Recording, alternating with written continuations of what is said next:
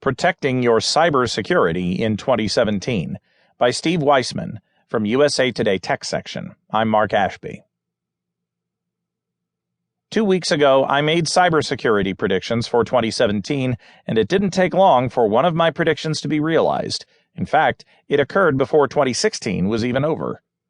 Earlier this week, federal indictments were brought against 3 Chinese nationals on charges of hacking into at least 7 law firms and stealing inside information about mergers and acquisitions involving clients of the law firm. Prosecutors say this inside information was used by the hackers to make stock trades before the public was aware of the impending mergers or takeovers, and to make illegal profits of more than $4 million on the transactions.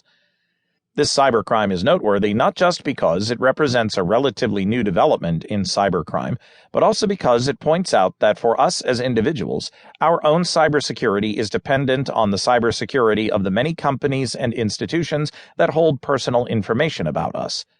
So, one resolution that you should make for the new year is to limit the companies and governmental agencies to which you provide personal information as much as you can. For instance, many doctors and hospitals ask for your Social Security number as an identifying number, although they do not need this information. Whenever possible, don't provide it to them. What else can you do in the new year to make yourself more secure in cyberspace? 1. Ransomware is going to continue to be a major problem, and in fact will probably get worse in 2017. Ransomware is a type of malware used to encrypt all of your computer or smartphone data. The hackers who put it there then threaten to destroy your data unless you pay a ransom. Ransomware is used against companies, government agencies, and individuals, so all of us face this threat. Of course, avoiding unwittingly downloading ransomware by not clicking on links in spear phishing emails is a good place to start. Never click on any link in an email or text message unless you have absolutely confirmed that it is legitimate. Beware also that online ad that looks okay, but it is really tainted with malware.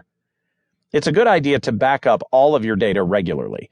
You can do this in the cloud or on an external hard drive, or both, of course.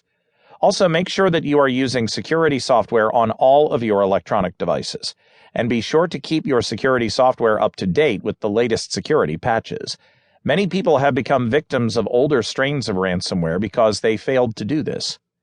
Finally, consider using an application whitelisting program which will prevent unapproved files from being installed on your computer or smartphone.